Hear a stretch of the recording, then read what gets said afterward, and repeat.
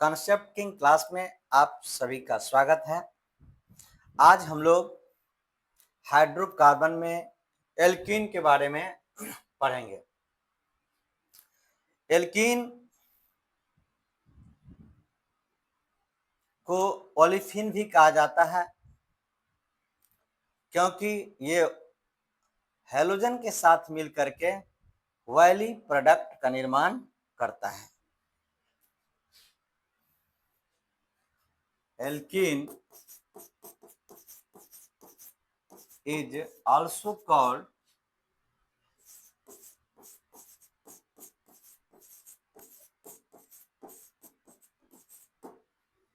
because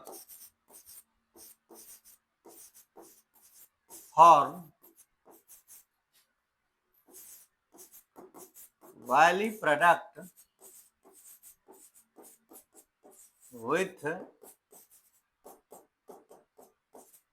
यानी कि Cl2 chlorine के साथ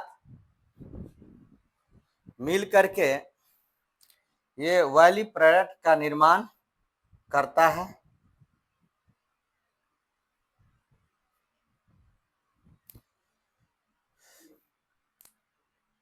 जनरल फार्मूला जो होता है, इसका general formula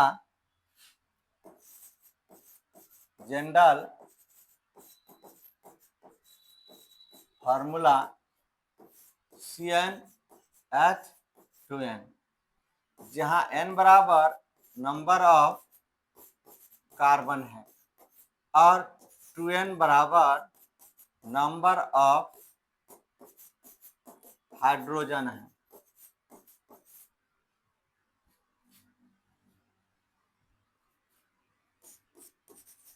to hydrogen less than alkane, यानी एल्केन से 2 हाइड्रोजन इसका क्या होगा, कम होगा। एल्केन में जितना हाइड्रोजन पाया जाता है उससे इसमें 2 हाइड्रोजन क्या होगा, कम होगा। यह अनसैचुरेटेड हाइड्रोकार्बन है। अनसैचुरेटेड हाइड्रोकार्बन यानी एल्केन जो है वो अनसैचुरेटेड हाइड्रोकार्बन होता है। इसमें कार्बन कार्बन डबल बॉन्ड पाया जाता है। कार्बन कार्बन डबल बॉन्ड, एक डबल बॉन्ड होना है।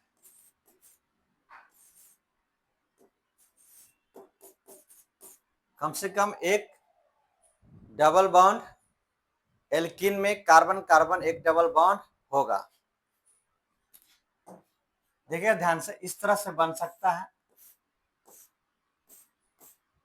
यहां डबल बॉन्ड इस तरह से केस रहेगा।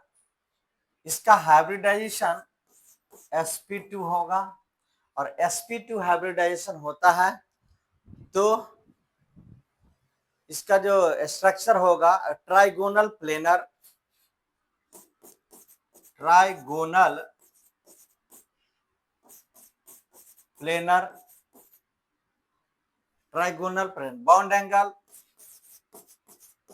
बॉन्ड एंगल 120 डिग्री होगा। बॉन्ड एंगल कितना होगा, 120 डिग्री। इसको ऐसे देखिए, कार्बन कार्बन जो बॉन्ड लेंथ है, कार्बन कार्बन बॉन्ड लेंथ ये 1.34 एंगस्ट्रम होता है और carbon hydrogen bond length carbon 1.10 angstrom होता है। यानी carbon carbon bond length 1.34 angstrom और carbon hydrogen bond length 1.10 angstrom. Bond energy carbon carbon double bond का बॉन्ड एनर्जी 142 किलो कैलोरी पर मोल होता है, यानी 1 मोल का। और ये होता है 106 kilo calorie, 106 kilo calorie.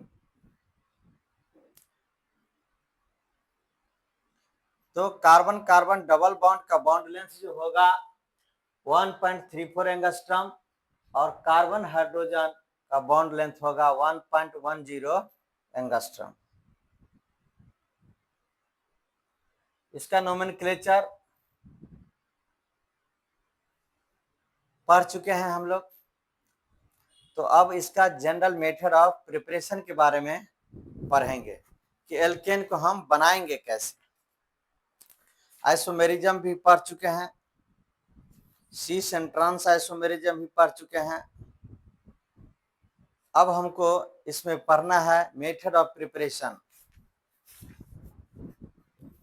Method of preparation.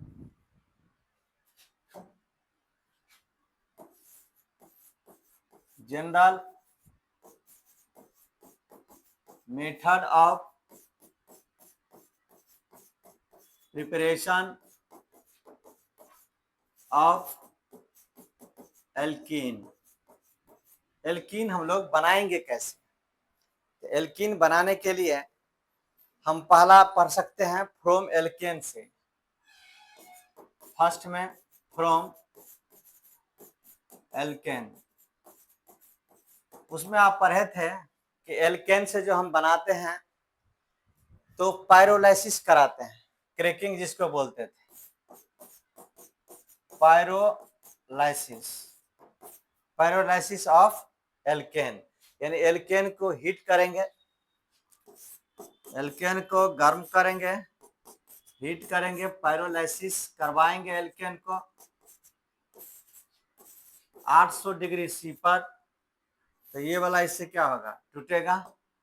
तो CH डबल बॉन्ड CH और यहाँ H, ये एल्कीन बन जाएगा। और H2 क्या होगा, रिलीज हो जाएगा, यानी कि H2 यहाँ से क्या होगा, निकल जाएगा। अगला हेडिंग देंगे दूसरा, फ्रॉम एल्काइंस। एल्काइन से कैसे बनेंगे alkene? Partial hydrogenation, partial hydrogenation.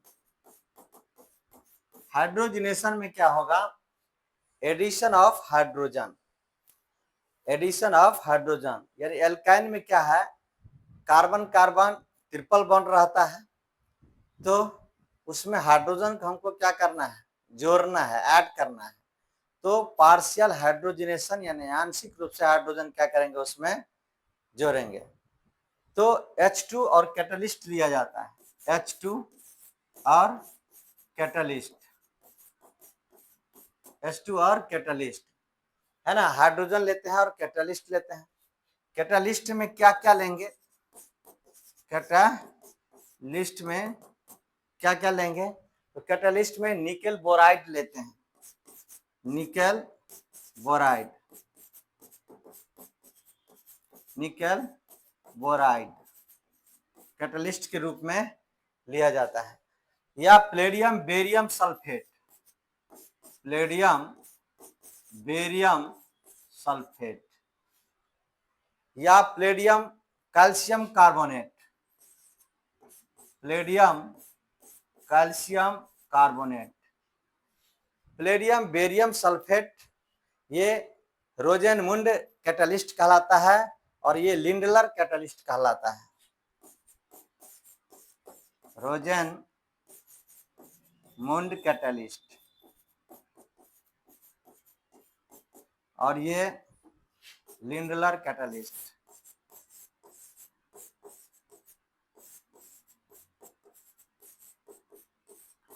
Lindlar catalyst, calcium carbonate. Barium sulphate और calcium carbonate are used to decrease the activity of palladium। यानी कि बेरियम सल्फेट और कैल्शियम कार्बोनेट का उपयोग इसीलिए किया जाता है कि प्लेडियम के रिएक्टिविटी को कम किया जा सके। देयरफॉर बेरियम सल्फेट और calcium carbonate are poison for palladium, यानी प्लेडियम के रिएक्टिविटी को, इसकी क्रियाशीलता को घटाने के लिए बेरियम सल्फेट और कैल्शियम कार्बोनेट का उपयोग किया जाता है। इसको थोड़ा देखिएगा, ये एल्काइन से कैसे बनता है। जैसे है R C triple bond C और यहाँ आर, अनसिमेट्रिकल एल्काइन है। इस एल्काइन को रिएक्शन कराया जाता है H2 और प्लेडियम बेरियम सल्फेट या प्लेडियम कैल्शियम कार्बोनेट, इससे रिएक्शन कराएंगे तो ये सी ट्रिपल बॉन्ड सी, यहाँ आर डैश और यहाँ आर, यहाँ एच और यहाँ एच, यानी H2 क्या होगा, इसमें जुट गया। यहाँ देखिए CH3, यहाँ C ट्रिपल बॉन्ड C, यहाँ CH2 CH3, दोनों आर, ये वाला आर ग्रुप और ये वाला आर ग्रुप दोनों क्या है, अलग है। इसको रिएक्शन कराइए H2 के साथ तो ये प्लेडियम बेरियम सल्फेट आ जाता है। इसमें होगा क्या, जहां पर ट्रिपल बॉन्ड है उस जगह पर जाकर के हाइड्रोजन जुट जाएगा। C यहाँ H डबल बॉन्ड, C यहाँ H और यहाँ C2H5, इस तरह से क्या होगा, ये कंपाउंड बन जाएगा। तो इसको बोलते हैं सिस फॉर्म या सिस एल्कीन। क्यों, चूंकि क्या है, ये दोनों क्या है, अलग अलग। कॉर्नर टू कॉर्नर अगर एक समान रहता है तो ट्रांसफॉर्म बनता है। जब एल्काइन को लिक्विड अमोनिया और सोडियम के साथ गर्म करते हैं, जब एल्काइन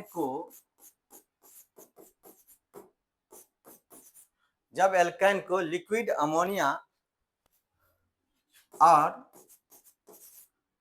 सोडियम धातु और लिक्विड NH3 अमोनिया के साथ गर्म किया जाएगा, तब जाके ट्रांस बनेगा। ट्रांसफॉर्म वाला एल्काइन बन के आता है। तो ट्रांसफॉर्म में क्या होगा, ये वाला H और ये वाला H एक समान, ये एक और यहाँ R और R डैश, यानी कोई भी क्या होगा, कॉर्नर से कॉर्नर अगर एक समान रहेगा। देखिए ध्यान से, CH3 C triple bond C, यहाँ C2H5 अनसिमेट्रिकल है। इसको रिएक्शन कराइए H2 के साथ, इसका सोडियम और लिक्विड अमोनिया लेंगे NH3, तो लिक्विड अमोनिया लेंगे तो ये क्या करेगा, ये ट्रिपल बॉन्ड है तो यहाँ पर हाइड्रोजन आके क्या होगा, जुट जाएगा। यहाँ क्या होगा, CH3 C double bond C और C2H5,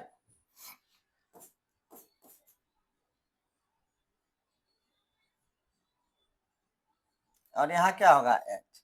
इसको ट्रांसफॉर्म के रूप में लिखना है, ध्यान सुनिएगा। तो इस H को हम इस तरह से लिख देंगे, C यहाँ H, यहाँ पर H, यहाँ CH3 और यहाँ क्या होगा C2H5। ये तो ये क्या कहलाएगा, ट्रांस एल्कीन। इस तरह से हम लिख सकते हैं, जैसे CH ट्रिपल बॉन्ड C और H, इसका रिएक्शन कराइए प्लेडियम और H2 के साथ, हाइड्रोजन प्लेडियम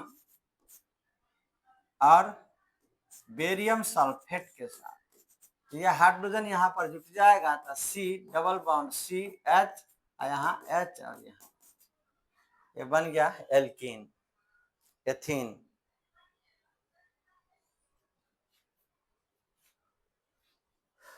इस तरह से ये काफी इंपॉर्टेंट था कि एल्काइन से कैसे बनाया जाता है एल्कीन।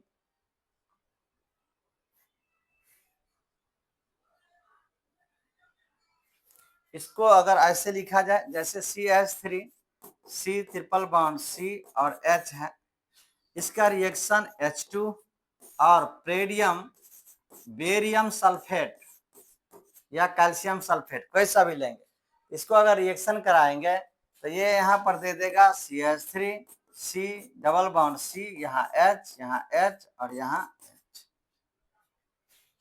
है ना। इसको बोलते हैं प्रोपीन। तो काफी इंपॉर्टेंट था। आज का क्लास हम यहीं पर बंद करते हैं। जय हिंद, जय भारत।